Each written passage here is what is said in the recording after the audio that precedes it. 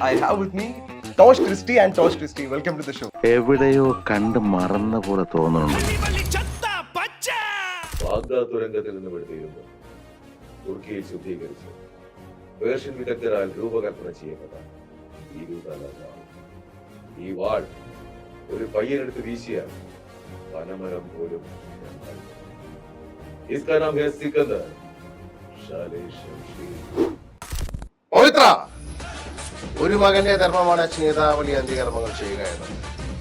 പക്ഷെ മണപ്പള്ളി മാധവൻ നമ്പായിരുന്ന മഹാഭാവിയും സർവോപരി നാറിയുമായിരുന്ന നിന്റെ തന്തയുടെ എല്ലിൻ പൊടിയും മാംസം കത്തിയ ചാരവും പവിത്രയെ നദിയിൽ വിടരുത്, അത് കളങ്കപ്പെട്ടു പോകും. ഒരു പിടി പുണ്യാത്മാക്കളുടെ ശേഷക്കറി ഏറ്റുവാങ്ങി വളർത്തിട്ട മണപ്പള്ളി മാധവൻ നമ്പ്യാർക്ക് ജന്മങ്ങൾ പലതിരിച്ച് മരിച്ചാലും തീണ്ടപ്പടകളെയാണ്. അതുകൊണ്ട് നീ പോ മോനെ ദിനേശ. ഞാനങ്ങാട് കുറച്ചുനാൾ മാറി നിന്നപ്പം നീയൊക്കെ കൂടി scene മാറ്റാനാണോ? Inji, my meal partner. Hi, hello, and welcome to Milestone Makers presents Talk of the Town. This is Alin Shah, and I have with me Tosh Christie and Tosh Christie. Welcome to the show. നമസ്കാരം. ഏറ്റവും പുതിയ വിശേഷം എന്ന് പറയുന്നത് ചത്ത പച്ച തന്നെയാണ്. അപ്പോൾ തിയേറ്ററുകൾ ആഘോഷമാക്കിക്കൊണ്ടിരിക്കുന്ന ഒരു സിനിമ, ഒരുപാട് പേര് നല്ല അഭിപ്രായങ്ങൾ പറയുന്ന ഒരു സിനിമ, നിറഞ്ഞോടിക്കൊണ്ടിരിക്കുന്ന ഒരു സിനിമ. അപ്പോൾ ഫ്രഷ് ആയിട്ട് ഇപ്പൊ നമ്മള് ആൾക്കാരുടെ അഭിപ്രായങ്ങളൊക്കെ കേട്ടോണ്ടിരിക്കുകയാണ് അല്ലേ? അപ്പോൾ ടോഷേടാ, എന്താണ് ഈ അഭിപ്രായങ്ങളും ഒക്കെ കേൾക്കുമ്പോഴത്തേനും താങ്കൾക്ക് ഇപ്പൊ ഫീൽ ചെയ്യുന്നത്? ഫീൽ ചെയ്തെന്ന് വെച്ചാൽ ആകെ ഒരു ത്രില്ലാണ്. കാരണം മൂവി നല്ല റെസ്പോൺസാണ് കിട്ടിക്കൊണ്ടിരിക്കുന്നത്. നല്ല റെസ്പോൺസ് മാത്രമല്ല, ഭയങ്കര ഒരു എനർജി ലെവലിലുള്ള റെസ്പോൺസ് കിട്ടിക്കൊണ്ടിരിക്കുന്നത്. അത് വെറുതെ ചുമ്മാ നല്ല പടം എന്നല്ല, അയ്യോ ആ പടം അങ്ങനെ ഒരു ലെവലിൽ കേൾക്കുക എന്ന് പറയുന്നത് നമ്മൾ കൂടി ഭാഗമായ ഒരു മൂവിയുടെ ഒരു വാർത്ത കേൾക്കുമ്പോൾ ഏറ്റവും സന്തോഷമാണ്, ത്രില്ലാണ്. പിന്നെ ഈ പറഞ്ഞ പോലെ വിത്ത് മൈ ബ്രദർ, അതെ, സ്വന്തം ഏട്ടന്റെ കൂടെ സ്ക്രീൻ ഷെയർ ചെയ്യുക എന്ന് പറയുന്നത് ഒരു വലിയ ഹാപ്പി ആയിട്ടുള്ള കാര്യമാണ്. ഈ പറഞ്ഞ പോലെ ഒരു നോർമൽ നല്ല പടമല്ല, സെലിബ്രേഷൻ ഉള്ള പടം. ഒരുപാട് പേര് പറയുന്ന ഒരു കാര്യമാണ് 90s കിഡ്സിന് ഭയങ്കരമായിട്ട് കണക്ട് ചെയ്യാൻ പറ്റുന്ന ഒരു പടം. നമ്മൾ ഈ മറ്റേ റെസ്ലിംഗ് WWE നമ്മൾ പണ്ട് ഒരുപാട് കണ്ട് അതിന്റെയൊക്കെ ഒരു ട്രെൻഡ് എനിക്ക് തോന്നുന്നു 90s കിഡ്സിലൊക്കെയാണ് ആ ഒരു ട്രെൻഡ് വരുന്നത്. നമ്മള് കൊച്ചിലെ സ്കൂളിലൊക്കെ പോകുമ്പോഴത്തേന് ഇതിന്റെ കാർഡ്സ് ഒക്കെ ഉണ്ടല്ലോ, ഇതൊക്കെ കൊണ്ടുപോയി കളിക്കുക, ഈ പറഞ്ഞ പരിപാടിയൊക്കെയാ. അപ്പോ 90സിലുള്ള ചെറുപ്പക്കാരുടെ അഭിപ്രായങ്ങളായിരിക്കും കൂടുതലും നന്നായിട്ട് വരിക. അപ്പോൾ എങ്ങനെയുണ്ട് മൊത്തത്തിലുള്ള റെസ്പോൺസ്? മൊത്തത്തിൽ നല്ല റെസ്പോൺസ് ആണ്. പല തിയേറ്റേഴ്സ് നിന്നും സിനിമ കഴിഞ്ഞിറങ്ങുന്ന സമയത്ത് ഒരുപാട് പേര് വന്നിട്ട് എനിക്ക് സത്യം പറഞ്ഞ ചമ്മല, കാരണം ആൾക്കാർ എന്നെ തിരിച്ചറിയാൻ എന്നോട് എന്തെങ്കിലും സംസാരിക്കാന്ന് പറയുമ്പോൾ എനിക്ക് ഭയങ്കര ചമ്മല തോന്നുന്നത്. ഇവന് പിന്നെ ആ പ്രശ്നമില്ല. ഇപ്പൊ ഒരുപാട് വർഷമായിട്ട് ഇൻഡസ്ട്രിയിലുള്ള ആളാണ്, ഞാൻ അത്രയ്ക്കില്ല. അപ്പൊ എനിക്ക് സത്യം പറഞ്ഞ ആൾക്കാർ സെൽഫി എടുക്കാൻ വരുമ്പോഴും ഇതിനൊക്കെ ഒരു ഇതുപോലെ. പക്ഷെ എല്ലാരും ഭയങ്കര അവരുടെ അടുത്ത ഒരാളെ പോലെയാണ് ഒന്ന് സംസാരിക്കുന്നതും കാര്യങ്ങൾ പറയുന്നതും. സിനിമ നന്നായിട്ടുണ്ട്, അതുപോലെ നിങ്ങളുടെ പെർഫോമൻസ് നന്നായിട്ടുണ്ട് എന്നൊക്കെ പറയുമ്പോൾ ഭയങ്കര സന്തോഷം. കാരണം ഒരുപാട് വർഷമായിട്ട് ഞങ്ങളൊരു കാത്തിരിപ്പാണ്. ഞങ്ങൾ രണ്ടുപേരും ഒരുമിച്ച് ബിഗ് സ്ക്രീനിൽ വരണം, അതാണ് ഇവിടെ സഫലമായിട്ട് 2026. അതും മമ്മൂക്ക എന്ന് പറയുന്ന മഹാ ലെജൻഡ് വരുന്ന ഒരു മൂവിയില്. ഈ സിനിമ നിങ്ങളെ തിരഞ്ഞെടുക്കുകയായിരുന്നോ അതോ നിങ്ങൾ സിനിമയെ തിരഞ്ഞെടുക്കുകയായിരുന്നു? ഇത് രണ്ടും ഉണ്ട്. കാരണം ഇത് ആക്ച്വലി ആദ്യം ഞാൻ തെരഞ്ഞു പോയി ഈ മൂവി. കാരണം ഒരു ദിവസം ഇരിക്കുന്ന സമയത്ത് ഇൻസ്റ്റയിൽ നോക്കിക്കൊണ്ടിരിക്കുമ്പോൾ ഇതിനകത്ത് ട്വിൻസിനെ വേണമെന്ന് പറഞ്ഞിട്ടൊരു അപ്പൊ ആ ഒരു അഡ്വർടൈസ്മെന്റ് കണ്ടിട്ട് പോകുന്നയാ.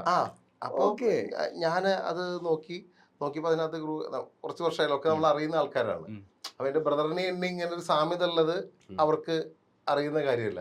അപ്പൊ ഞാനൊന്ന് ശ്രദ്ധപ്പെടുത്തി, ഇങ്ങനെ ഒരു സൂചിപ്പിച്ചു. അപ്പൊ അതിനുശേഷം പിന്നെ അതിന് നമുക്ക് പേഴ്സണലി അറിയുന്ന ആൾക്കാരാണ്, കാര്യങ്ങൾ സംസാരിച്ച് പിന്നെ അതിന് റെസ്പോൺസ് ഉണ്ട്. പിന്നെ ഞങ്ങൾ അങ്ങനെ വിട്ടു. പിന്നെ നമ്മൾ അതിനെ പറ്റി പിന്നെ ഒരു 2 വീക്സ് ആയി കഴിഞ്ഞപ്പോൾ അവർ ഇങ്ങോട്ട് വിളിക്കരുത്, ചേട്ടാ ഒന്ന് നമുക്ക് കാണാൻ പറ്റുമോ രണ്ടുപേരെയും കൂടിയിട്ട് എന്ന് വെച്ചിട്ട്. അങ്ങനെയാണ് ഞങ്ങൾ രണ്ടുപേരും കൂടി കാണാൻ വേണ്ടി പ്ലാൻ ചെയ്ത ദിവസം മീറ്റിംഗ് ഒന്നും നടന്നില്ല. വീണ്ടും കാണാൻ പറ്റില്ല, വീണ്ടും അതിങ്ങനെ ഡിലേ. വീണ്ടും നമ്മൾ നമ്മുടെ വർക്കുകളായിട്ട് പോകുന്ന സമയത്ത് ഒരു ദിവസം വീണ്ടും വിളിച്ചു വെച്ച് നമുക്കൊന്നും കൂടി കാണാൻ പറ്റുമോ, ഞങ്ങളെല്ലാവരും ഇവിടെ ഉണ്ട് ഒന്ന്. അപ്പോൾ ശരി കാണാമെന്ന് ഞങ്ങൾ അങ്ങനെ പോവാണ്. പോകുമ്പോൾ ഒരു ഓൾമോസ്റ്റ് ഫിക്സ് ചെയ്ത പോലെയാണ് നമ്മൾ സംസാരിക്കുന്നത്, അല്ലാതെ വേറെ. അപ്പോൾ ഈ പറഞ്ഞാൽ ചിലപ്പോൾ എല്ലാവരും അറിയുന്നവരാണ്. അപ്പോൾ അങ്ങനെ പക്ഷേ ഒരു സൂചന കൃത്യമായിട്ട് കൊടുത്തിരുന്നു ഇങ്ങനൊരു. പിന്നെ നമ്മൾ പ്രതീക്ഷിച്ചിരുന്നു ഈ പറഞ്ഞ WWE അങ്ങനത്തെ കാര്യങ്ങളൊക്കെ വരുന്ന സമയത്ത് ഈ മാർഷൽ ആർട്സുമായിട്ട് ബന്ധപ്പെട്ട കാര്യങ്ങൾക്ക് ഇതുണ്ടല്ലോ. അപ്പൊ ഞങ്ങൾ രണ്ടുപേരും ബ്ലാക്ക് ബെൽറ്റ്സ് ആണ്. അതെ, നിങ്ങൾ രണ്ടുപേരും മാർഷൽ ആർട്സിലും. അതെ, അപ്പൊ അതെന്തെങ്കിലും അങ്ങനത്തെ ആയിരിക്കുന്നതാണ് നമ്മൾ വിചാരിച്ചത്. ആക്ച്വലി ഇതിനകത്ത് ഞങ്ങൾ അങ്ങനെ ഇടി അറിയുന്ന വലിയ ആൾക്കാരല്ല, വാങ്ങിക്കൂട്ടുന്നത്. സ്വാഭാവികം. ഈ നമ്മളെ ഈ പാടാൻ അറിയുന്ന ആൾക്കാർക്ക് പാട്ട് പാടാത്ത ഒരാളായിട്ട് അഭിനയിക്കാൻ പാടാന്ന് പറയും. അതുപോലെ ഞാൻ ചോദിക്കട്ടെ, നിങ്ങൾക്ക് മാർഷൽ ആർട്സും ഈ മറ്റേ ഡിഫൻസ് ഒക്കെ അറിയാലോ, ഈ ആൾക്കാർ നിങ്ങൾ അടി വാങ്ങിച്ച് കൂട്ടുമ്പോഴത്തേക്ക് അത് ഇച്ചിരി പാടായിരുന്നില്ലേ? ഇല്ല, അതില്ല. കാരണം നമ്മളത് ആക്ടിങ് മൂഡിലിരിക്കണം, നമുക്ക് അറിയാലോ ക്യാരക്ടർ എന്താണെന്നുള്ള നമ്മള് കൺസീവ് ചെയ്തിട്ട് തന്നെയാണല്ലോ ഇരിക്കുന്നത്. അതുകൊണ്ട് അത് കുഴപ്പമില്ല. നമ്മള് ആക്ച്വലി സെലക്ട് ആയപ്പോ നമ്മൾ വിചാരിച്ച ഒരു കാര്യം ചെയ്യാം, ഫുൾ പ്രാക്ടീസ്. കുറച്ച് ചെറിയൊരു മടിയൊക്കെ ആരംഭിച്ചിട്ടുണ്ടായിരുന്നു. ഫുൾ പ്രാക്ടീസ്, നല്ല പ്രാക്ടീസ് ചെയ്ത് നമുക്ക് പക്കയായിട്ട് പോവാം. പിന്നെ അവിടെ എത്തിയപ്പോഴാണ് ഇതിന്റെ ഫുൾ ഡീറ്റെയിൽസ് ഇടുന്നത്. നിങ്ങൾക്ക് അടി ആവശ്യമില്ല, നാടൻ അടിയുടെ ആൾക്കാരാണ്, അങ്ങനെ ഒരു സംഭവം. പക്ഷെ മാർഷൽ ആർട്സ് ഒക്കെ ഇതിനകത്ത് ഹെൽപ്പായി. കാരണം അടി വാങ്ങിക്കുന്നിടത്തായാലും നമ്മള് റോപ്പിലൊക്കെ നമ്മളെ കെട്ടി ചുവട്ടി കറക്കി ബോഡി ഫ്ലെക്സിബിലിറ്റി എനിക്ക് തോന്നുന്നു. ആ ഫ്ലെക്സിബിലിറ്റി. അപ്പൊ ഒരു റോപ്പിൽ കയറിയിട്ട് ഞാൻ ഫുള്ള് കറങ്ങി വീഴുന്നുണ്ട്. അപ്പൊ അതൊക്കെ നമുക്ക് കുറച്ചും കൂടി ഹെൽപ്ഫുൾ ആയിരിക്കും. ഒരു ഫ്ലെക്സിബിലിറ്റി നമുക്ക് ഹെൽപ്ഫുൾ ആയിട്ടുണ്ട്. ഓക്കെ. അപ്പം എന്തായാലും നമുക്ക് അടിയും മാർഷൽ ആർട്സും ഒന്നും ആവശ്യം വന്നില്ല. ഏത് തരത്തിലുള്ള പ്രിപ്പറേഷൻ ആയിരുന്നു ഈ ഒരു ക്യാരക്ടറിലോട്ട് വരാനായിട്ട് നിങ്ങൾ ചെയ്തത്? അദ്വൈത് നായർ നമ്മുടെ ഡയറക്ടർ, ഫസ്റ്റ് മൂവിയാണ്. പക്ഷെ നമ്മൾ ഒരിക്കലും പറയില്ല അദ്വൈത് നായരുടെ ഫസ്റ്റ് മൂവിയാണ് എന്നുള്ളത്. കാരണം അദ്ദേഹത്തിന്റെ ഡീലിങ്സോ കാര്യങ്ങളൊക്കെ ഭയങ്കര രസമായിരുന്നു. നമ്മളെ അത് ആരെയിട്ടും ഭയങ്കര പ്ലസന്റ് ആയിട്ടുള്ള പെരുമാറ്റം. നമ്മള് എന്ത് ടെൻഷനിൽ പോയാലും അദ്വൈതിന് മുമ്പിൽ എത്തിക്കഴിഞ്ഞാൽ നമ്മുടെ ടെൻഷൻ പോകും. അങ്ങനത്തെ എനിക്ക് പ്രത്യേകിച്ച് ടെൻഷൻ ഉണ്ടായിരുന്നു സ്റ്റാർട്ടിങ്. എനിക്ക് അധികം എക്സ്പീരിയൻസ് ഇല്ല. അതുകൊണ്ട് അദ്വൈതിനടുത്ത് പിന്നെ എനിക്ക് അങ്ങനെ ഒരു ടെൻഷനേ തോന്നിയില്ല. കാരണം നമ്മളൊരു ഫാമിലിയിൽ വന്ന് വിട്ട പോലെ ആർട്ടിസ്റ്റിനെ കംഫർട്ട് ആക്കും നല്ല പോലെ. പിന്നെ എന്താണോ വേണ്ടത്, ആ ഡയറക്ടറിന് എന്താണോ വേണ്ടത് അദ്ദേഹത്തിന് കൃത്യമായിട്ട് അറിയാം. അപ്പൊ നമ്മുടെ അടുത്ത് അത് കമ്മ്യൂണിക്കേറ്റ് ചെയ്യുകയും ചെയ്യും, നമുക്കത് കൃത്യമായിട്ട് മനസ്സിലാവുകയും ചെയ്യും. അപ്പൊ നമുക്കത് ഈസിയാണ് ആ ഔട്ട് കൊടുക്കാൻ വേണ്ടിയിട്ട്. മറ്റേ ഒരുപക്ഷെ ചില ആൾക്കാരുടെ മൈൻഡിലുള്ള ഡയറക്ടേഴ്സിന്റെ മൈൻഡിലുള്ള ചില കാര്യങ്ങൾ അവർ ഉദ്ദേശിക്കുന്നത് നമുക്ക് മനസ്സിലായിട്ടുണ്ടാവില്ല. പക്ഷെ പൊതുവായിട്ട് ഇങ്ങനെയായിരിക്കും എന്നുള്ള ചിന്തയിലൊക്കെ ആയിരിക്കും ചില സീൻസ്. ഇത് അങ്ങനെയല്ലാതെ കറക്റ്റ് ക്ലാരിറ്റി ഉണ്ട്. അത് ഡബ് ചെയ്യുമ്പോൾ പോലും ഉണ്ട്. ഡബിങ്ങിന് പോലും നമ്മുടെ വോയിസ് മോഡുലേഷനിൽ പോലും കൃത്യമായിട്ടുള്ള അതിനെ പറ്റിയിട്ടുള്ളൊരു ജഡ്ജ്മെന്റും, ചേട്ടാ നമുക്കത് കുറച്ച് അവിടെ പിച്ച് ഇങ്ങനെ എങ്ങനെ എന്നൊക്കെ പറഞ്ഞ് കറക്റ്റ് എല്ലാവരെയും. അപ്പോൾ നമ്മുടെ രണ്ട് ക്യാരക്ടേഴ്സ് ആയാലും രണ്ട് തലത്തിൽ നിൽക്കുന്ന ക്യാരക്ടേഴ്സ് ആയാലും, ഞാൻ ഒന്ന് പതുങ്ങി നിൽക്കുന്ന ഒരു കഥാപാത്രം, കുറച്ച് ഹൈല് കയറി പോകുന്ന എടുത്തുചാട്ടം. പുള്ളിക്ക് കുറച്ച് പക്വതയുണ്ട്, എന്നാൽ ആള് സ്ട്രോങ് ആണ്. അപ്പൊ ഡബ് ചെയ്യുമ്പോൾ പോലും നമുക്കറിയാം, നമ്മൾ ബേസ് ചെയ്ത് പിടിച്ച് ചെയ്യുമ്പോൾ പോലും അതിന്റെ സൂക്ഷ്മമായിട്ട് അതിന്റെ കുറെ കാര്യങ്ങളൊക്കെ എല്ലാവർക്കും അങ്ങനെ തന്നെ ചെയ്യുന്നുണ്ടായിരുന്നത്. നമ്മളൊരു ഡബിങ് ആർട്ടിസ്റ്റ് അല്ലേ? നമുക്ക് പെട്ടെന്ന് മനസ്സിലോട്ട് എടുത്ത് പറയാനായിട്ട് ഒരു ക്യാരക്ടർ താങ്കൾ ഡബ് ചെയ്ത്? ബാഹുബലി ഫസ്റ്റില് കിച്ച സുദീപ് ഇല്ല, ഈ ചെലവില്ല. കിച്ച സുദീപിന് ഞാൻ നല്ല ഘനഗാംഭീര്യമുള്ള ശബ്ദമല്ലേ? ട്രിപ്പിൾ ആറിലെ സമുദ്രകനി. പിന്നെ നമ്മുടെ പ്രഭുദേവ വില്ലനായിട്ട് പടം വന്നിട്ടുണ്ടായിരുന്നു, പേര് മറന്നുപോയി. മറ്റേ ഹൊറർ ഒരു പടമാണോ? അല്ല, പ്രഭുദേവയാണ് വില്ലൻ ലാസ്റ്റ് അറിയുന്നത്. വിജയുടെ മോനും കൂടിയിട്ടുള്ള പടം. അതില് പ്രഭുദേവയ്ക്ക് മലയാളത്തില് ഞാനാ. ഈ ക്യാച്ചി ആയിട്ട് തോന്നിയ ഒരു ഡയലോഗ് ഇപ്പൊ ഒന്ന് പറയാൻ പറഞ്ഞ ഒരു ഡയലോഗ് പറയാൻ പറ്റുമോ? മേ ബി ബാഹുബലിയിലാണെങ്കിൽ നമുക്ക് കുറച്ചുകൂടെ റിലേറ്റബിൾ ആയിരിക്കും മലയാളത്തില്. ബാഹുബലിയിലെ ഡയലോഗ് എന്ന് പറയുന്നത് ഞാനൊന്ന് ആലോചിക്കട്ടെ, നമുക്ക് പിന്നെ പറയാം. ഓക്കെ. ഈ പടത്തിലെ സിദ്ദിഖ് പറയുന്ന ഒരു ഡയലോഗ് ഉണ്ട്, അവന്മാര് ഇരട്ടകളാടാ, ഇരട്ടകൾ ഇടങ്ങേറാന്ന്. നിങ്ങൾ ശരിക്കും റിയൽ ലൈഫിലെ ഇടങ്ങേറാണോ?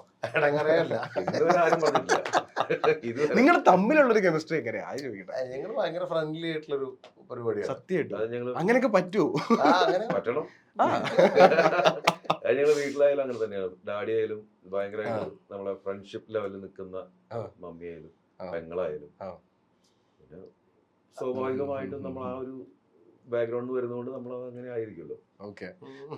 ഇപ്പൊ എക്സ്പീരിയൻസ് വെച്ച് നോക്കുകയാണെന്നുണ്ടെങ്കിൽ അനിയൻ നിങ്ങൾ എത്ര സമയത്തിന് ഡിഫറൻസ് ഉണ്ട്? ഏകദേശം 3-4 വർഷത്തെ ഗ്യാപ്പ് ഉണ്ടാവും. 3-4 വർഷം. അപ്പൊ എക്സാക്ട്ലി ട്വിൻസ് അല്ല, ചേട്ടനും അനിയനും തന്നെ. പക്ഷെ നിങ്ങൾ ഭയങ്കര ഇവിടെ വല്ലാത്ത റിസംബ്ലൻസ് ഉണ്ട് കേട്ടോ. ഞാൻ ഇവിടെ വന്നിട്ട് ഞാൻ അവിടെ പോയി ചോദിക്കുക, എടാ ഇതിൽ ഏതാണ് ടോച്ചും ഏതാണ് ടോച്ചും, ആകെ കൺഫ്യൂഷൻ ആയി പോയി. പേഴ്സണലി അറിയുന്നവർക്ക് ഒറ്റ മനസ്സിലാവും, നോട്ടത്തിൽ തന്നെ അറിയാൻ പറ്റും. എനിക്കൊന്ന് ഫസ്റ്റ് ടൈം മീറ്റ് ചെയ്യുന്നതിന്റെ. അല്ലാത്തവർക്ക് ശരിക്കും അങ്ങനെ ഒരു ഇതാവാറുണ്ട്. അത് തന്നെയാണ് അവർ ഇതിനകത്ത് അവർക്കൊരു പ്ലസ് ആയിട്ട് അവര് കാസ്റ്റ് ചെയ്യുമ്പോഴും ചിന്തിച്ചതാണ്, ട്വിൻസ് ആണോ ട്വിൻസ് ആണ്, എന്നാൽ ഡിഫറൻസും ഉണ്ട്. അപ്പൊ അതിന്റെ പ്രശ്നസ് ഉണ്ടല്ലോ. മറ്റേ ഒരേപോലെ ഇരിക്കുന്നത് ഒരു പുള്ളിക്കുത്ത് നോക്കി കണ്ടുപിടിക്കേണ്ട ഐറ്റം അല്ല, എന്തോ ഒരു മാറ്റം ഉണ്ട്. അത് നമുക്ക് ഡ്യൂപ്പിട്ട് വേണമെങ്കിലും ചെയ്യാമല്ലോ, ഒരേപോലെ ഇരിക്കാനാണെന്നുണ്ടെങ്കിൽ അല്ലേ? ഇതിപ്പം മുഖസാദൃശ്യം ഉണ്ട് എന്നാൽ ട്വിൻസും അല്ല. പണ്ട് ഇവന്റെ ചെലവിൽ എനിക്ക് ഒരുപാട് നാരങ്ങ വെള്ളവും ജ്യൂസും ഒക്കെ കിട്ടാറുണ്ട് ആ, ആ, കുറച്ച് മുന്നേ. ആ. അതുപോലെ ആൾക്കാർ കാറിലോ കയറ്റി കൊണ്ടുപോകും. ആ. ഇടിക്കാനല്ലല്ലോ അല്ലേ? അല്ലല്ല. ഒരു ദിവസം ഞാൻ എടപ്പള്ളിയിൽ പെട്ട് നിൽക്കുക, ആ. രാത്രിയായി. ആ. എനിക്ക് നാട്ടിൽ പോകണം, അർജന്റായിട്ട് പോയാൽ പറ്റും. ഞാൻ നിൽക്കുമ്പോൾ ഒരു കാറ് നിന്ന് ആ. ടോഷില്ല. അപ്പൊ ഈ കാര്യം മനസ്സിലായി. ആ. ടോഷല്ലേ, ടോഷന്റെ ബ്രദർ ആ. അല്ലേ, ടോഷനല്ലേ? ആ ചേട്ടൻ എന്താ ഇവിടെ? ഞാൻ നാട്ടിൽ പോവാം. ചേട്ടൻ കുന്നോളല്ലേ? അതെ. ഞാനങ്ങനാണ് മാറഞ്ഞിരിക്കും. ചേട്ടൻ പറയും സുഖമായിട്ട് എന്റെ പേരിൽ ഞാൻ അടിപൊളി. അതുവരെ പോയി. ഓക്കെ. ഈ എക്സ്പീരിയൻസ്ഡ് ആയിട്ടുള്ള ഈ ബ്രദറിന്റെ കൂടെ കമ്പാരിറ്റീവ്ലി കുറച്ച് എക്സ്പീരിയൻസ് പറഞ്ഞാൽ താങ്കൾ പിടിച്ചു നിൽക്കാൻ കുറച്ച് പാട് കിട്ടോ? അങ്ങനെയൊന്നുമില്ല. അങ്ങനെ തോന്നിയില്ല. അത് നമ്മള് പണ്ടല്ലായിരുന്നു ഭയങ്കര അഭിനയം എന്നൊക്കെ വേണമെന്നൊക്കെ പറയുന്നത്. ഇപ്പൊ നമ്മള് അതൊന്നും ബിഹേവിംഗ് ആണ്. ബിഹേവിംഗ് ആണ്. പിന്നെ ഞാൻ അത്യാവശ്യം സ്ക്രിപ്റ്റ് എഴുതും, ഡയറക്ഷൻ സൈഡ് ഉണ്ട്. ഇതെല്ലാം എന്റെ ഒരു സൈഡിൽ കൂടെ ഞാൻ പോയിക്കൊണ്ടിരിക്കുന്നുണ്ട്. അപ്പൊ അതുകൊണ്ട് നമുക്ക് കഥാപാത്രങ്ങൾ എന്താണ്, എങ്ങനെ പെർഫോം ചെയ്യുന്നതൊക്കെ നമുക്ക് നമ്മുടേതായ ഒരു കാഴ്ചപ്പാടുണ്ട്. വെച്ചങ്ങനെ ചെയ്തു.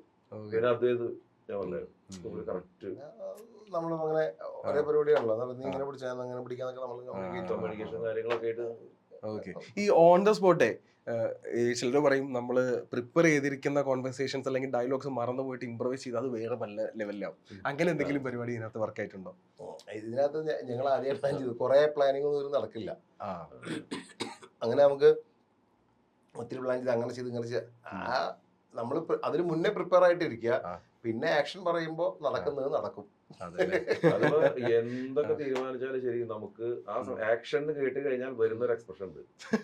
അത് കറക്റ്റ് ഒരു സാധനം അതൊരു സാധനം വരും. അത് എങ്ങനെയാണെന്ന് അറിയില്ല. അത് വന്നു കഴിഞ്ഞാൽ കറക്റ്റ് ആണെങ്കിൽ രക്ഷപ്പെട്ടു, ഇല്ലെങ്കിൽ. എന്നാലും ഇനിഷ്യലി നമ്മൾ ഏതൊരു പടം സ്റ്റാർട്ട് ചെയ്യുമ്പോഴത്തേക്ക് നമുക്ക് ഈ ക്യാരക്ടറിലോട്ട് കയറാൻ ഒരു ഐസ് ബ്രേക്കിംഗ് അല്ലെങ്കിൽ ഒരു സ്റ്റാർട്ടിംഗ് ട്രബിൾ ഉണ്ടാവത്തില്ല? അതോ ഈസി ആയിരുന്നോ? കുറച്ച് ഈസി ആയിരുന്നു. അത് സനൂപ് തൈക്കൂടാണ് സ്ക്രിപ്റ്റ്. അപ്പൊ സനൂപ് ആയാലും എന്നെ ഈ പറഞ്ഞതിന് മുമ്പ് അറിയാവുന്ന ആളാണ്. സനൂപ് ഞാൻ ഒറ്റയ്ക്കൊരു കാമുകൻ എന്ന് പറഞ്ഞിട്ട് മൂവിയിൽ ഒരു ക്യാരക്ടർ ചെയ്തിരുന്നു. അത് കണ്ടിട്ട് സനൂപിനെ ഒരു വർഷം വിളിച്ചിട്ടുണ്ടായിരുന്നു. അന്ന് നിങ്ങൾ പേഴ്സണലി അറിയില്ല, പുള്ളി ചങ്സ് ഒക്കെ എഴുതിയിരിക്കുന്ന സമയത്ത് വിളിച്ചിട്ട് ചേട്ടാ ഞാൻ മൂവി കണ്ടിരുന്നു, എനിക്ക് ചേട്ടൻ്റെ ഹ്യൂമർ സൈഡ് ഭയങ്കര ഇഷ്ടമായി. എല്ലാവരും ചേട്ടൻ്റെ ആക്ഷൻ ഒക്കെയാണ് ഇത് ചെയ്യാറ്, ചേട്ടന് ഹ്യൂമർ പോലത്തെ ക്യാരക്ടറെ കിട്ടി കഴിഞ്ഞാൽ ഭയങ്കര രസമായിരിക്കുന്നൊക്കെ പറഞ്ഞ അപ്പൊ ആ ഒരു അടുപ്പം ഉണ്ടായിരുന്നു. അതാ ഞാൻ പറഞ്ഞു. പക്ഷെ ഈ പടത്തിന് സ്ക്രിപ്റ്റ് ചെയ്യുന്ന സനൂപാന്ന് എനിക്ക് അറിയണ്ടായിരുന്നില്ല, അല്ലെങ്കിൽ സനൂപ് ത്രൂ അല്ല ഞാൻ ഇങ്ങനെ വന്നത്. പക്ഷെ വന്നപ്പോൾ എല്ലാവരും അതിനകത്ത് അറിയുന്ന ആൾക്കാരായിരുന്നു. അപ്പൊ സനൂപിന്റെ അടുത്ത് നമുക്ക് കൃത്യമായിട്ട് ആ ഒരു ഇത് കിട്ടി. അതുപോലെ അദ്വൈതിന്റെ അടുത്ത് നമ്മൾ ഷൂട്ടിന് മുന്നേ തന്നെ റൂമിൽ വരെ സംസാരിക്കുക. നമുക്കൊരു പിന്നെ ഒരു പിള്ളേര് വൈബായിരുന്നു മൊത്തം. അപ്പൊ അതിനകത്ത് നമുക്കൊരു എന്തായാലും പിടിക്കല്ലേ ഈ ഒരു വൈബാണ്. അപ്പൊ നമുക്ക് അങ്ങനെ ഒരു ഷൂട്ട് ചെയ്യാൻ പോവുകയാണ്, നമ്മൾ ഷോട്ട് ഇങ്ങനത്തെ ഒരു മൂഡ് ഉണ്ടായിരുന്നില്ല. ഭയങ്കര ഒരു കൂൾ അറ്റ്മോസ്ഫിയർ ആയിരുന്നു. എന്നാലും എനർജി നല്ലതായിരുന്നു എല്ലാവർക്കും. ആ എനർജി തിയേറ്ററിൽ കാണാനുണ്ട്. ആ കുട്ടി പുതിയതൊന്നും അതിനകത്ത് ഇഷ്ടം പോലെ പുതിയ ആൾക്കാർ വന്നിട്ടുണ്ട്. അവരെ ഒരാളും ഒരു രക്ഷയില്ല. എല്ലാവരും കൃത്യമായിട്ട് ഐഡന്റിഫൈ ചെയ്യുന്ന വിധത്തിൽ തന്നെ എല്ലാവർക്കും പെർഫോം പറ്റി. പിന്നെ ബാക്കി മെയിൻ ലീഡ് ചെയ്ത ആൾക്കാരൊന്നും പറയണ്ടല്ലോ, അറിയാലോ. ഈ നമ്മുടെ അർജുൻ അശോകനായാലും റോഷൻ മാത്യു ആണെന്നുണ്ടെങ്കിലും ഒക്കെ ഈ യുവ ആക്ടേഴ്സിൽ, യങ് ആക്ടേഴ്സിൽ വളരെ പ്രോമിസിംഗ് ആയിട്ടുള്ള ആക്ടേഴ്സ് ആണ്. ഇവർ ഇപ്പം റോഷനൊക്കെ ആണെന്നുണ്ടെങ്കിൽ ഹിന്ദിയിലും ബോളിവുഡിലും ഒക്കെ ഇവൻ ആലിയ ഭട്ടിൻ്റെ ഒക്കെ കൂടെ അഭിനയിച്ച ആളാണ്. അപ്പോൾ നമുക്ക് വളരെ പ്രോമിസിംഗ് ആയിട്ടുള്ള ആക്ടേഴ്സ്. ഇപ്പോൾ നിങ്ങൾ ആക്ച്വലി മുന്നത്തെ ഒരു ആക്ടിങ് സ്റ്റൈലും കണ്ടിട്ടുണ്ട്, ഒരുപാട് ആൾക്കാരെ കണ്ടിട്ടുള്ളതാണ്. ഇപ്പോൾ ഇവരൊക്കെ ഫ്രഷ് ആയിട്ടുള്ള ആൾക്കാർ വരുന്നുണ്ട്, അവർക്ക് അതിനനുസരിച്ചുള്ള അക്സെപ്റ്റൻസും കിട്ടുന്നുള്ളതാണ്. അപ്പോൾ ഇവരുടെ ഈ ഒരു ഗ്രോത്ത് ഒക്കെ കാണുമ്പോൾ അല്ലെങ്കിൽ ഇവരോട് വർക്ക് ചെയ്യുമ്പോഴത്തേനും എങ്ങനെയാണ് ഫീൽ ചെയ്തത്? അങ്ങനെ കറക്റ്റ് ആയിട്ടുള്ള കാര്യം, നമ്മൾ മീഡിയ അറിഞ്ഞുകൊണ്ട് പെർഫോം ചെയ്യുക. ആക്ടിങ് ആണ് എല്ലാമെങ്കിലും ഷോർട്ട് ഫിലിം ആണെങ്കിൽ വേറെ, റീൽ ആണെങ്കിൽ വേറെ, സ്റ്റേജ് ആണെങ്കിൽ വേറെ, സീരിയൽ ആണെങ്കിൽ വേറെ, സിനിമയാണെങ്കിൽ വേറെ. സിനിമയിൽ തന്നെ ഓരോ ഡയറക്ടേഴ്സിനും ഓരോ ആംഗിൾ ഉണ്ട്. അതായത് കുറച്ച് പഴയ ഡയറക്ടേഴ്സ് ആണെങ്കിൽ പഴയ ഇപ്പോൾ ലൈവ് നിൽക്കുന്ന ചിലർക്ക് നമ്മുടെ ഒരു പഴയ സിനിമാറ്റിക് സ്റ്റൈൽ ആക്ടിങ് ആ ഒരു പാറ്റേൺ മതി. ഫ്രഷ് കുറെ ആൾക്കാർക്ക് വേണ്ടുന്ന അങ്ങനത്തെ ഒരു സംഗതി വേണം. നമ്മൾ ജസ്റ്റ് ബിഹേവ് ചെയ്താൽ മതി. പക്ഷെ ബിഹേവിങ്ങും ബുദ്ധിമുട്ടുള്ള കാര്യം തന്നെയാണ്, ആക്ടിങ് തന്നെയാണല്ലോ. അപ്പൊ ഇത് എന്താണോ നമ്മളെ ഡയറക്ട് ചെയ്യുന്ന ആൾക്ക് വേണ്ടതെന്ന് പറഞ്ഞാൽ നമ്മൾ കൊടുക്കുക. ഇപ്പൊ നമ്മളെല്ലാത്തിനും ട്യൂൺഡായി. ഇപ്പൊ ഇങ്ങനത്തെ ഒരു മൂവിയിൽ വരുമ്പോൾ ഇങ്ങനെ വേണം, അവിടെ ചെല്ലുന്ന സമയത്ത് അവർക്ക് അത് വേണം. ഇതേ ഈ ബിഹേവിങ് ആക്ടിങ് ജസ്റ്റ് നമ്മൾ പോയിട്ടൊരു പക്ഷെ ഒരു സീരിയലിൽ കൊടുത്താൽ മുഴുവൻ വർക്കാവില്ല. കാരണം അതിനകത്ത് കുറച്ച് നമ്മൾ എക്സാജറേറ്റ് ചെയ്യുകയും ഡയലോഗിന് ലെങ്ത് കൂടുകയും അവർക്ക് ഡ്യൂറേഷൻ വേണം. അപ്പൊ അതിനുള്ളൊരു അതവിടെ അങ്ങനെയാണ് വേണ്ടത്, അത് തന്നെയാണ് അവിടുത്തെ കറക്റ്റ്. ഇവിടെ ഇങ്ങനെയാണ് കറക്റ്റ്. അപ്പൊ നമുക്ക് ആളുടെ ആവശ്യം അനുസരിച്ച് നമുക്ക് ചെയ്യാം. ഇപ്പൊ നമ്മളെല്ലാത്തിനും ട്യൂൺഡാണ് ആക്ച്വലി. അതെല്ലാം കൃത്യമായി നമ്മള് ഏട്ടനാണെങ്കിൽ ഈ പറഞ്ഞ ഒരു ഡയറക്ഷൻ ആംഗിളാണ് കൂടുതൽ, ഡബിങ് പരിപാടികളൊക്കെ കേട്ട് നിൽക്കുന്ന ചാനലിൽ വർക്ക് ചെയ്ത പ്രോഗ്രാം പ്രൊഡ്യൂസർ ആയിരുന്നു. അപ്പൊ ഏട്ടന് ഈ പറഞ്ഞ ഒരു അതിനു മുമ്പ് അഭിനയ പരിപാടി കുറച്ച് ചെയ്തിട്ട് മാറ്റി വെച്ചിട്ട് ഇങ്ങോട്ട് മാറിയതാ. കുറച്ച് സ്ക്രിപ്റ്റിംഗ് ഒക്കെ ആയിട്ട് ഇരിപ്പാണ് ഇപ്പൊ. അപ്പൊ അതുകൊണ്ട് ഏട്ടൻ അതിനെ പറ്റിയിട്ട് ഇതാണ് എന്ത് നമുക്കറിയാം ആ പരിപാടികള്. അതുകൊണ്ട് വലിയൊരു പ്രശ്നം ഉണ്ടായില്ല. Okay okay okay. ആ അപ്പൊ ഞാൻ ചോദിച്ചത് റോഷനെ പറ്റിയിട്ടും ഫസ്റ്റ് ഓഫ് ഓൾ നമ്മള് അവരൊപ്പം വർക്ക് ചെയ്യുമ്പോൾ നമുക്ക് നമ്മൾ ഭയങ്കര സേഫ് സോണിലായിരുന്നു. നമുക്കറിയില്ല ആദ്യം എനിക്ക് നമ്മൾ സിനിമയിൽ നേരിട്ട് അറിയില്ല.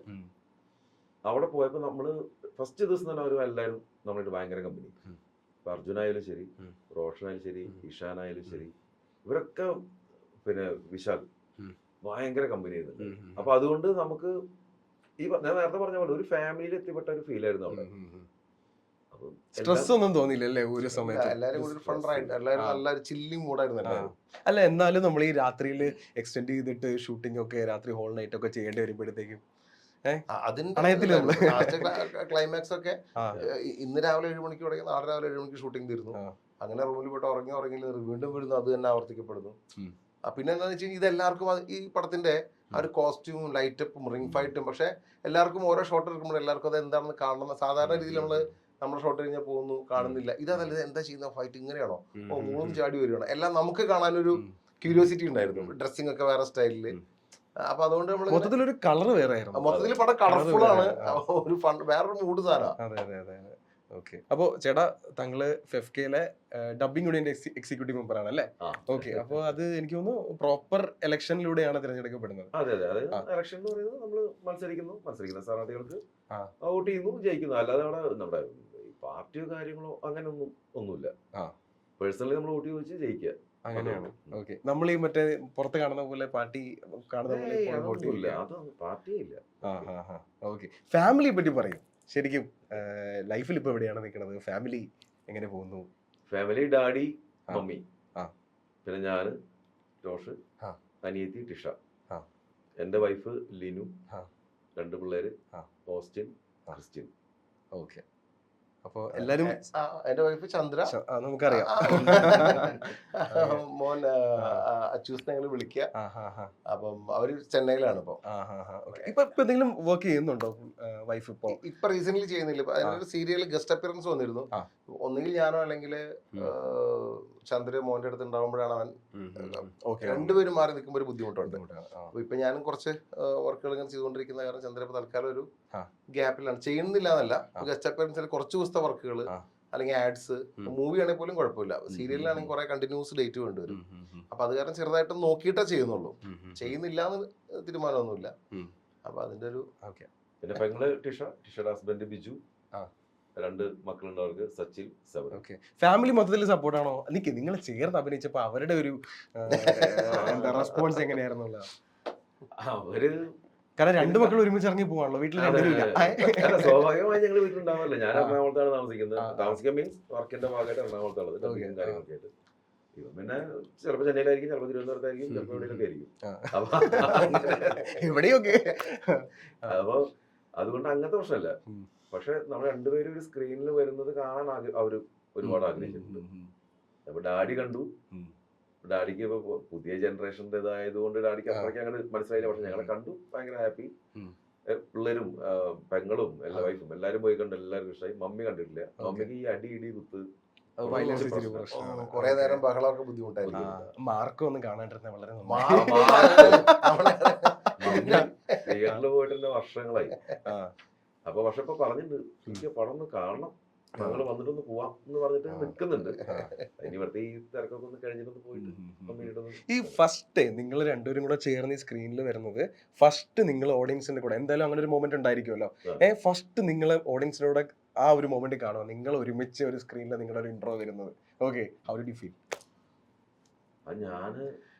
നമ്മൾ പല സീൻസ് എടുത്ത കാര്യം നമുക്കറിയാം, ഇത് എപ്പോ വരും അറിയില്ല, ഇതിൽ എത്ര എണ്ണം വരും അറിയില്ല. അതെ, ഇതൊന്നും അറിയില്ല. അപ്പൊ നമ്മളിങ്ങനെ കണ്ടോണ്ടിരിക്കുന്നു, പെട്ടെന്ന് വന്നോട്ടെ ആദ്യം തരിച്ചു.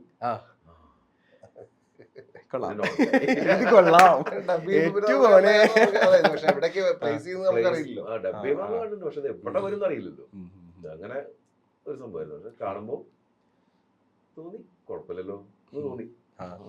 ഈ നമ്മൾ സീരിയസ് ആയിട്ടുള്ള റോൾസ് ചെയ്ത് ഫലിപ്പിക്കുന്നതിനെക്കാട്ടിലും ഒരുപാട് ബുദ്ധിമുട്ടാണെന്ന് പറയും ഈ കോമഡി ചെയ്ത് ആൾക്കാരെ ചിരിപ്പിക്കുക എന്നുള്ളത്. ഇപ്പൊ പണ്ടത്തെ കാലം എടുക്കുകയാണെന്നുണ്ടെങ്കിൽ അന്നത്തെ ഒരു കോമഡി വേറെ. ഇപ്പൊ ജഗതി ചേട്ടനൊക്കെ മുഖം വെച്ചിട്ട് പുള്ളി അത്രയും എക്സ്പ്രഷൻ ഒക്കെ ഇട്ട് കാണിക്കുന്ന കോമഡിയാണ് നമുക്ക് വർക്ക് ആയിക്കൊണ്ടിരുന്നത്. ഇപ്പൊ നോക്കുകയാണെങ്കിൽ കുറച്ചുകൂടെ സിറ്റുവേഷണൽ കോമഡിയാണ്. അതുപോലുള്ള ഓഡിയൻസ് ഫുള്ള് ചിരിച്ച കുറെ രംഗങ്ങൾ ഇതിനകത്തുണ്ട്. അതിൽ ഒന്ന് താങ്കളുടെ ഒരു ഇടികൊള്ളുന്ന രംഗമാണ്.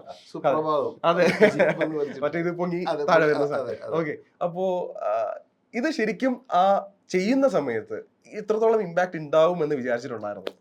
ഇത് ഒരു ധാരണ ഉണ്ടായിരുന്നു. പിന്നെ തിയേറ്ററിൽ ഷോർട്ട് എടുത്ത് വർക്ക് ചെയ്യുമ്പോൾ ആൾക്കാരിലേക്ക് അത് എങ്ങനെ ആവുന്നുള്ള അറിയാം. പക്ഷെ നമുക്ക് എടുക്കുന്ന സമയത്ത് ഈ പാട്ട് ഇങ്ങനെ അവിടെ പ്ലേസ് ചെയ്യപ്പെടും എന്നുള്ളത് റൈറ്ററും ഡയറക്ടറും പറഞ്ഞിരുന്നു. അതുകൊണ്ട് തന്നെ നമ്മൾ ഈ പറഞ്ഞ ഫുൾ സീരിയസ് ആയിട്ട് പടം പോയിക്കൊണ്ടിരിക്കുമ്പോഴാണ് നമ്മളെ എടുത്ത് വീശി അടിക്കുന്നതൊന്നും കോമഡി അല്ല. വീശിയൊക്കെ എടുത്ത് അടിച്ച് ഈ പാട്ട് ഓണാവുന്നിടത്താണ് മറ്റേ അടി കൊണ്ട് കിളി പോയത് സുപ്രഭാതം എന്ന് പറയുന്ന ഒരു സാധനം വരുന്നത്. അപ്പൊ അതുകൊണ്ട് ഡയറക്ടറിന്റെ അടുത്ത് അതിന്റെ ഒരു 4-5 റിയാക്ഷൻസ് ഒരേ സമയത്ത് എടുത്ത് വെച്ചു. ഓക്കെ, ചേട്ടാ ഫുൾ സീരിയസ് ആയിട്ടുള്ള റിയാക്ഷൻ, കിടക്കുന്ന ക്യാമറ ഇങ്ങനെ വെച്ചിരിക്കുക, ചേട്ടാ ഫുൾ സീരിയസ് ആയിട്ട് അടി കൊണ്ട് എങ്ങനെയാണോ ആ റിയാക്ഷൻ. പിന്നെ നമുക്കൊന്ന് കുറച്ചൊന്ന് എക്സാജറേറ്റ് ചെയ്തിട്ട് ഒരു പഴയ അദ്ദേഹം പറഞ്ഞ പല ആക്ടിങ് സ്റ്റൈൽ നമുക്ക് കുറച്ച് പണ്ടത്തെ പോലത്തെ ഒരു സംഗതി. ഇനി ഞാൻ വേറെ സാധനം ചെയ്യട്ടെ, കുറച്ചൊരു ഫണ്ണായിട്ട് കിളി പോയ സാധനം ചേട്ടാ ചെയ്യുന്നുണ്ട്. ആ ഒരു സ്വാതന്ത്ര്യം നമുക്കുണ്ട്. അപ്പോഴാണ് ഈ പറഞ്ഞ കുറച്ച് ചിരിച്ചിട്ട് അപ്പുറത്തേക്ക് ഇപ്പുറത്തേക്ക് നമുക്ക് പുഞ്ചിരിയൊക്കെ കൊടുത്തു. കാരണം പാട്ട് നമ്മുടെ കിളി പറക്കണ സാധനം. പിന്നെ ഫുൾ ഫണ്ണായിട്ടൊന്ന് കൊടുത്തു. 4-5 ഇതെടുത്ത് വെച്ചു.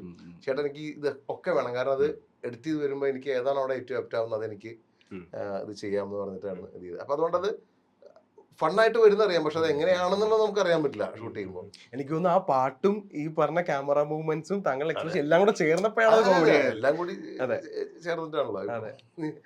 ഇത് കണ്ടപ്പോ പറഞ്ഞു ചേട്ടാ നമ്മുടെ മറ്റേ ഐറ്റം വർക്കായല്ലോ. ഓക്കെ, ഇപ്പോ നേരത്തെ പറഞ്ഞു നിങ്ങളുടെ ഒരുപാട് നടന്ന ആഗ്രഹമാണ് ഒരുമിച്ച് ഒരു സ്ക്രീനിൽ, അതും ബിഗ് സ്ക്രീനിൽ വരിക എന്നുള്ളത്. ഇനി ഇതുപോലെ എന്തെങ്കിലും ആഗ്രഹങ്ങളുണ്ടോ? അതായത് എനിക്ക് മലയാളത്തിൽ ഇന്ന ആളുടെ കൂടെ വർക്ക് ചെയ്യണം. ഫോർ എക്സാമ്പിൾ നമുക്കൊരു ആക്ടറിനെ എടുക്കാം, ഈ ആക്ടറിന്റെ കൂടെ എനിക്ക് വർക്ക് ചെയ്യണം, രണ്ടുപേരുടെ കൂടി ഞാൻ ചോദിക്കാം. എനിക്ക് അങ്ങനെയല്ല, എനിക്ക് തോന്നുന്നു മലയാളത്തില് ഞാൻ ഓൾമോസ്റ്റ് എല്ലാ ആക്ടേഴ്സിന്റെ കൂടെ വർക്ക് ചെയ്തു. പിന്നെ അത് ചില പടങ്ങൾ ഹിറ്റായിട്ടുണ്ടെങ്കിൽ നമ്മൾ ആൾക്കാർ കണ്ട് തിരിച്ചറിഞ്ഞിട്ടുണ്ടാകും, ചിലത് കടന്നു പോയിട്ടുണ്ടാവാം. നമുക്ക് അവരോട് വർക്ക് ചെയ്തിട്ടുണ്ട്. ലാലേട്ടൻ്റെ കൂടെ ഇപ്പോൾ ഞാൻ ചെയ്തൊരു മൂവി ഇറങ്ങിയിട്ടില്ല, റാം എന്ന് പറഞ്ഞ ജിത്തു ജോസഫിന്റെ, അതിനകത്ത് ചെയ്തിട്ടുണ്ട് ക്യാരക്ടർ. കുറച്ച് നാളായില്ലേ അത്? അതെ അതെ, അതിന്റെ എന്തോ കാര്യങ്ങളൊക്കെ അപ്പം അതിനകത്ത് ചെയ്തിട്ടുണ്ട്. ജയറാമേട്ടന്റെ കൂടെ ചെയ്തിട്ടുണ്ട്, സുരേഷ്, എല്ലാവരുടെ കൂടെയും പൃഥ്വിരാജ് വർക്ക് ചെയ്തിട്ടുണ്ട്. അപ്പൊ എനിക്ക് ഇന്ന ആർട്ടിസ്റ്റിന്റെ കൂടെ വർക്ക് ചെയ്യണം എന്നുള്ളതിനെക്കാട്ടി വേറെ വേറെ റേഞ്ച് ക്യാരക്ടേഴ്സ് ചെയ്യണം എന്നുള്ളതാണ്. അതുണ്ട്. അത് ഹ്യൂമറായിട്ടും വില്ലനായിട്ടും ഏത് കാറ്റഗറി ആയാലും ചെയ്ത് നിൽക്കുന്ന സംഗതിയുണ്ട്. പിന്നെ ഈ പറഞ്ഞ മാതിരി എനിക്കും ഏട്ടനും ഒരു ഡയറക്ഷൻ പരിപാടിയാണ് അടുത്തൊരു പരിപാടി. അതിൽ ഏട്ടനാണ് ഇപ്പൊ ആ മേഖലയിലേക്ക് കുറച്ചും കൂടി നിൽക്കുന്നത്, ഞാൻ ഇങ്ങനെയും പിടിച്ച് നിൽക്കുക. പുതുമുഖങ്ങളെയൊക്കെ വെച്ച് എന്തെങ്കിലുമൊക്കെ ട്രൈ ചെയ്യണം കേട്ടോ, ഞാൻ വന്നൊരു ഓഡീഷൻ അല്ല, അവസരങ്ങൾ വേണമല്ലോ. എഴുത്ത് പരിപാടിയൊക്കെ നടക്കുന്നുണ്ട്, വേറെ ഡയറക്ടേഴ്സിന് വേണ്ടിയിട്ടും ഒക്കെ ഇങ്ങനെ കാര്യങ്ങൾ നടക്കുന്നു. എന്നാലും സിനിമ തന്നെയാണ് നമ്മുടെ ഇത്, അല്ലാതെ അതിന്റെ അകത്തെ എല്ലാ കാര്യങ്ങളിലും നമുക്ക് ഉടനെ പ്രതീക്ഷിക്കാവോ ഒരു സിനിമ? അതുകൊണ്ട് അറിയില്ല നമ്മൾ, കാരണം ഇതിന്റെ കുറെ കാര്യങ്ങള് ഒക്കെ കടന്നു വരാനൊക്കെ കുറെ കടമ്പകളുണ്ട്. ചിലപ്പോ നിൽക്കുന്നത് പെട്ടെന്നായി പോവാം, ചിലപ്പോ ടൈം എടുക്കും. അതുകൊണ്ട് നമുക്ക് അവകാശവാദങ്ങളൊന്നും അതിൽ പറയാൻ പറ്റില്ല. പക്ഷെ നമ്മൾ അതിന്റെ പുറകിലുണ്ട്. ഇതുപോലൊരു വ്യാഴാഴ്ച, ഇപ്പൊ വെള്ളിയാഴ്ച എന്ന് പറയാൻ പറ്റില്ല, വ്യാഴാഴ്ച എല്ലാ പടങ്ങളും ഇതുപോലൊരു വ്യാഴാഴ്ച വരുമായിരിക്കും. പക്ഷെ എന്തായാലും വരും, അതിന് സംശയമൊന്നുമില്ല, വരും. നമുക്ക് താങ്കൾ ഡയറക്ട് ചെയ്യുന്ന സിനിമയിൽ എന്തായാലും അനിയന് ഒരു ഇമ്പോർട്ടന്റ് റോൾ ഉണ്ടാവില്ലേ? പുള്ളി അതിനു വേണ്ടി ശ്രമിക്കും. പൈസ ഇറക്കുന്നവരെന്താ പറയാൻ നമുക്കറിയില്ല, പ്രൊഡ്യൂസർമാരെന്താ പറയാനറിയില്ല. എന്താണോ സബ്ജക്റ്റിന് ആവശ്യം അതനുസരിച്ച് മൂവ് ചെയ്യും. എന്തായാലും അതിലൊരു നല്ല ശ്രമം നമ്മുടെ ഭാഗത്തുനിന്ന് ഉണ്ടാവും, നമ്മൾ അതിന്റെ ഭാഗമാകാൻ വേണ്ടിയിട്ട്.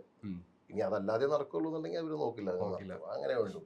ഓക്കെ, ലാലേട്ടൻ്റെ കൂടെ മമ്മൂക്കയുടെ കൂടെ അഭിനയിച്ചല്ലോ. അപ്പൊ എല്ലാരും ചോദിക്കുന്ന ക്ലീഷേ ചോദ്യം ഞാൻ ചോദിക്കുന്നില്ല, ലാലേട്ടൻ ഓർ മമ്മൂക്ക ഞാൻ ചോദിക്കുന്നില്ല. ഇവര് തമ്മില് ഇവരുടെ അത് ചോദിക്കത്തില്ല, അത് ചോദിച്ചാ ഇടിക്കും കേട്ടോണ്ടിരിക്കുന്ന ഗസ്റ്റ്.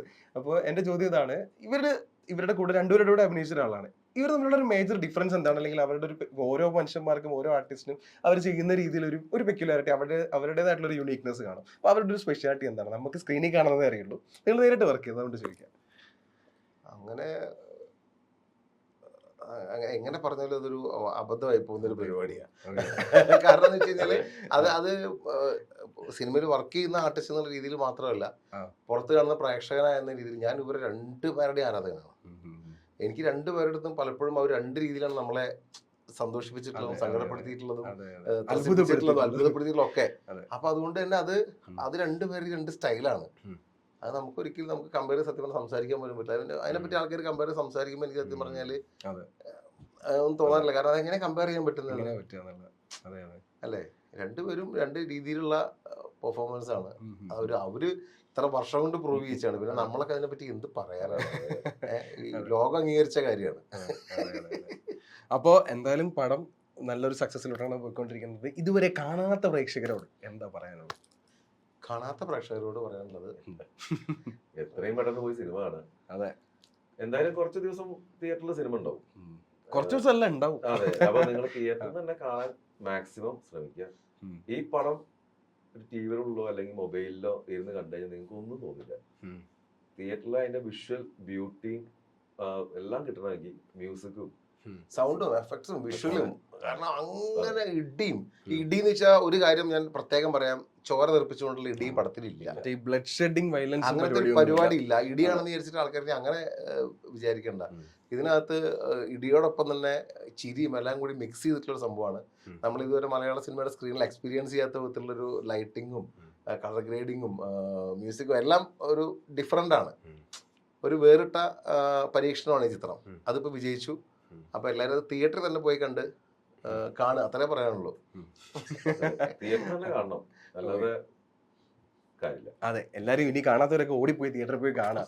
അപ്പൊ ചേട്ടാ, നമ്മൾ നേരത്തെ പറഞ്ഞിട്ടുണ്ടായിരുന്നു, നമ്മള് ഒരു ഡയലോഗ് താങ്കൾ ഡബ് ചെയ്ത ബാഹുബലി ഒരു ഫേവറേറ്റ് ഡയലോഗ്.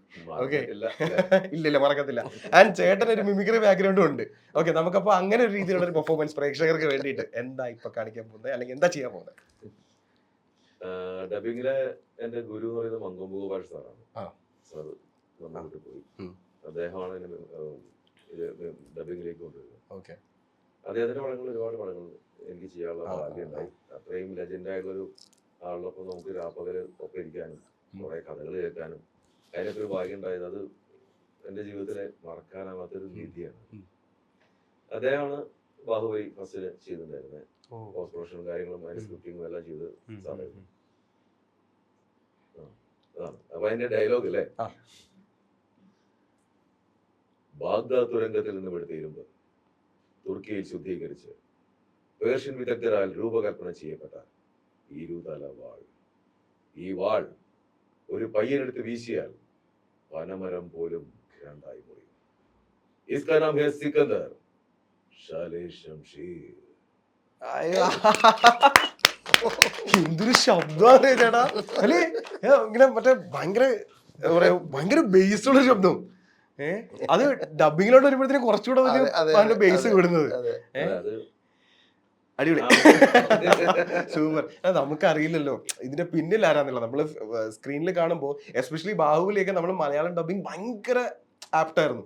അത്രയും നല്ല രീതിയിൽ വർക്ക് ചെയ്തിട്ടുണ്ട്. മറ്റേ ഒരു അമേച്ചർ ആയിട്ടുള്ള ഒരു ഡബിങ് ആയിട്ട് നമുക്ക് ഫീൽ ചെയ്തിട്ടില്ല. കാരണം അത്രയും ഒരു ലാർജ് സ്കെയിലുള്ള ഒരു പടമാണ് ഇത്രയും ഓഡിയൻസിലോട്ടൊക്കെ വരുമ്പോൾ. സൂപ്പർ ചേട്ടാ, ബാഹുബലി ചെയ്യുന്ന സമയത്ത് ഒരിക്കലും നമുക്കറിയില്ല ബാഹുബലി ഇങ്ങനത്തെ ഒരു പടമായിരിക്കുന്നത്. ഒന്നും അറിയില്ല. കാരണം കുറെ പച്ച ഗ്രീൻ സ്ക്രീനും ചാനലിൽ നമ്മൾ വർക്ക് ചെയ്യുന്നറിയാം, അത് പ്രോമോ ചെയ്യണം, എന്തെങ്കിലും പോയി എന്ത് വരുന്നറിയില്ല. ആ ചെയ്യുന്നത് നമ്മൾ ചെയ്തു പോയി. മാത്രമേ പോകും. ഇറങ്ങി കഴിഞ്ഞു നോക്കിയപ്പോഴാണ് കണ്ണുകൊള്ളായി പോയത്. ശരിക്കും ഇന്ത്യൻ ഹിസ്റ്ററിയുടെ പാർട്ടായിട്ടുള്ള ഒരു സിനിമയുടെ ഭാഗമായി എന്നുള്ളതാണ്. അപ്പൊ നമുക്ക് വിശ്വസിക്കാൻ പറ്റാത്ത കുറെ സാധനങ്ങൾ ഉണ്ടെങ്കിൽ പോലും നമ്മൾ വിശ്വസിച്ചു പോകും. അതാണ് ആ വിശ്വസിച്ചത്. ഓക്കെ ചേട്ടാ, മിമിക്രി ഈ പറഞ്ഞാൽ ഇപ്പൊ അങ്ങനെ ഒരു ടച്ചിലില്ല. കോളേജ് പഠിക്കുന്ന സമയത്തൊക്കെ ചെയ്തിരുന്നതാണ്. നമുക്ക് ഇങ്ങനത്തെ കാര്യങ്ങൾ സമയത്തൊക്കെ ഒന്ന്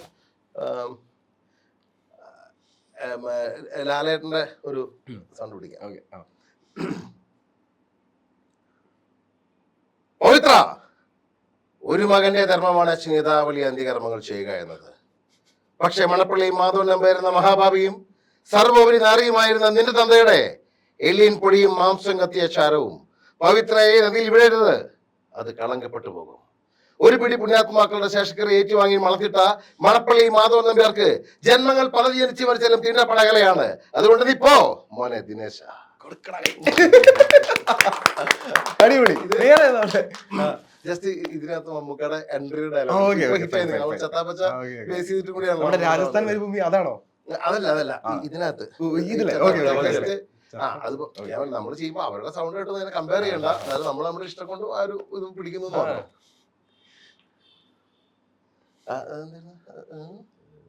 ഞാൻ കുറച്ച് മാറി നിന്നപ്പോ